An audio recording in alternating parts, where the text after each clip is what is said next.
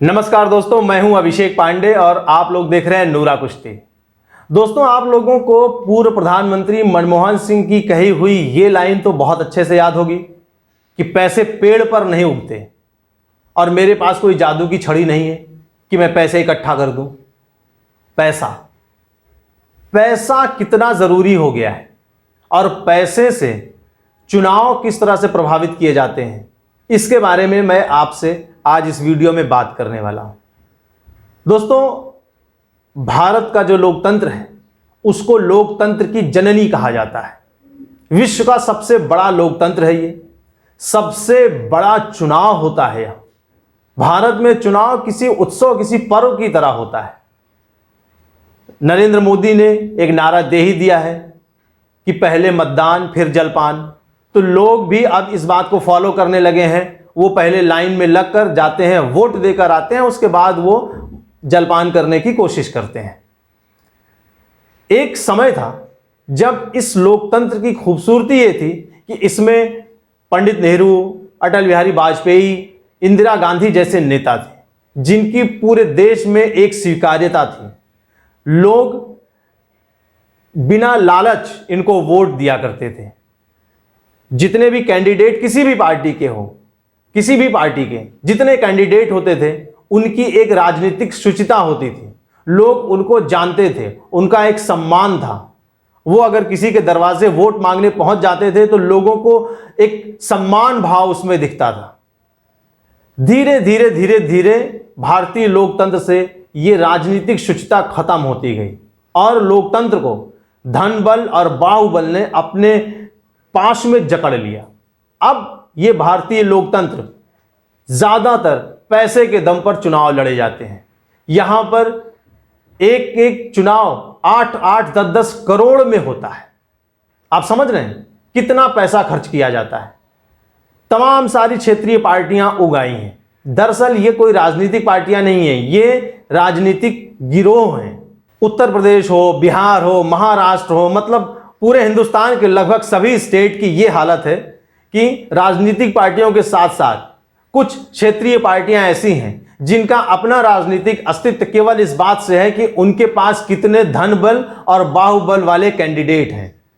अतीक अहमद, मुख्तार अंसारी, धनंजय सिंह, शहाबुद्दीन, आनंद मोहन, ऐसे न जाने अनगिनत कितने नाम हैं जो केवल और केवल अपने पैसे के दम पर चुनाव जीतते हैं और जिस पार्टी में रहते हैं उसको अपने पैसे और बाहुबल के दम पर चुनाव जिताने की गारंटी देते हैं। और इसीलिए ये पार्टियां ऐसे माफियाओं, गुंडों के सामने नतमस्तक रहती हैं।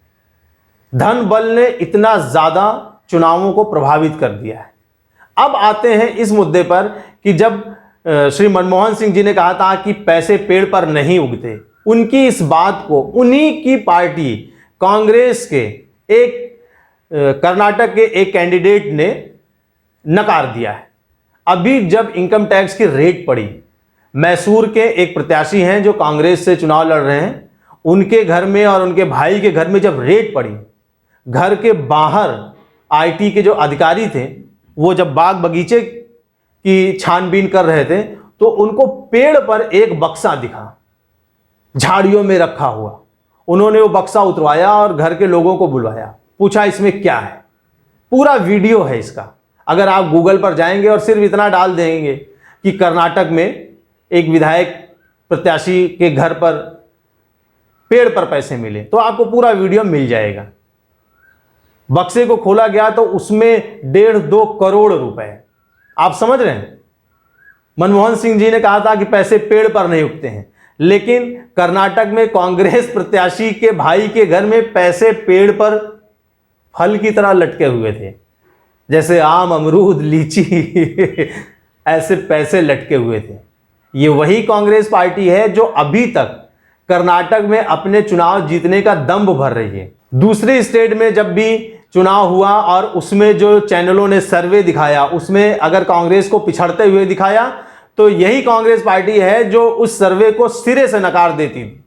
उसका कहना है कि यह सर्वे किसी काम का नहीं। हालांकि जब रिजल्ट आता था तो वही सर्वे कमोबेश सामने आ जाता था।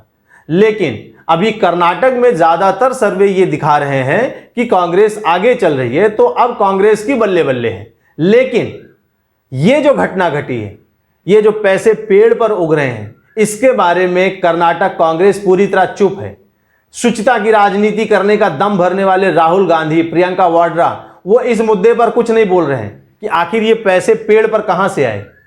अगर आपकी भारत जोड़ो यात्रा इतनी सफल रही है और आपका मैनिफेस्टो इतना तगड़ा है, जनता में इतनी ज़्यादा एंटी इनकम्बेंसी है और लोग बीजेपी सरकार को हटा के वहाँ से निकाल के फेंक देना चाहते हैं, तो इतने पैसे की क्या ज़रूरत पड़ गई थी। जितनी सीमित मात्रा है, कुछ विधानसभा चुनाव लड़ने की शायद कुछ 30-35 लाख रुपए है, मैं एकदम एग्जैक्ट फिगर मुझे नहीं अभी याद है, वो गूगल पर देखकर हम लोग इस पर फिर कभी एक वीडियो बनाएंगे, लेकिन 30-35 लाख के आसपास का है कि विधानसभा प्रत्याशी 30-35 लाख रुपए खर्च कर सकता है। तो ये जो 1.5 करोड़ 2 करोड़ रुपए मिले हैं बक्से पर लगे हुए, ये किस लिए थे। आपने देखा होगा कि आजकल चुनाव होते हैं तो प्रत्याशियों के जो समर्थक हैं उनकी गाड़ियों से पैसे मिलना, शराब मिलना आम बात हो गई है, क्योंकि इन प्रत्याशियों को ये भरोसा है कि हम अपने दम पर चुनाव नहीं जीत सकते हैं और ना ही पार्टी के मैनिफेस्टो से चुनाव जीत सकते हैं। हम चुनाव जीत सकते हैं तो केवल और केवल पैसे के दम पर लोगों को वोट देंगे, और वो गरीब जनता जिसको लगता है कि चलो भागे भूत की लंगोटी ही सही, 5 साल तो वैसे भी कुछ मिलने वाला है नहीं, तो ये जो 500,000 रुपए मिल रहा है इसी को ले लो। और इसी में कभी कभी कुछ जनता इन्फ्लुएंस्ड हो जाती है। हालांकि अब जनता बहुत चालाक हो गई है और वो पैसे तो ले लेती है शायद, लेकिन वोट नहीं देती है। वोट किसको देना है ये उस जनता को पहले से पता होता है, लेकिन फिर भी प्रत्याशी अपनी तरफ से कोशिश करते हैं, और फिर चाहे वो लोकसभा का चुनाव हो, विधानसभा का चुनाव हो, नगर निगम चुनाव हो या पंचायत चुनाव हो, पैसे ने पूरी तरह से चुनावों को जकड़ रखा है। तो चुनाव आयोग को इस मामले में बहुत टाइट होना चाहिए, और जिस भी प्रत्याशी के घर से, उसके समर्थकों के पास से पैसा, शराब मिलने की शिकायत मिले, उसका पर्चा वहीं ऑन द स्पॉट रद्द कर दिया जाए।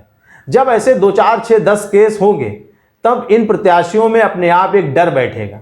जैसे अभी इस हाल फिलहाल अदालत ने 2, 4, 6 लोगों की सदस्यता ही खत्म कर दी, जिसमें एक बड़ा नाम राहुल गांधी साहब हैं, फिर उसके बाद अफजाल अंसारी हुए।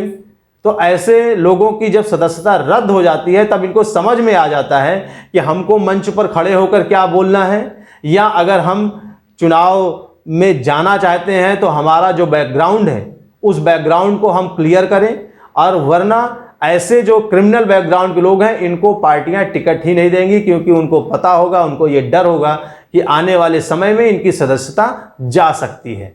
तो जिनके पास से ये पैसे मिले उनके बारे में भी चुनाव आयोग को सवाल जवाब उनसे करना चाहिए, और हो सके तो ऐसे प्रत्याशी का नामांकन रद्द कर देना चाहिए, उनको चुनाव लड़ने का मौका ही नहीं मिलना चाहिए। आप लोग क्या कहते हैं, कमेंट करके हमको अपनी राय जरूर दीजिएगा। जय हिंद।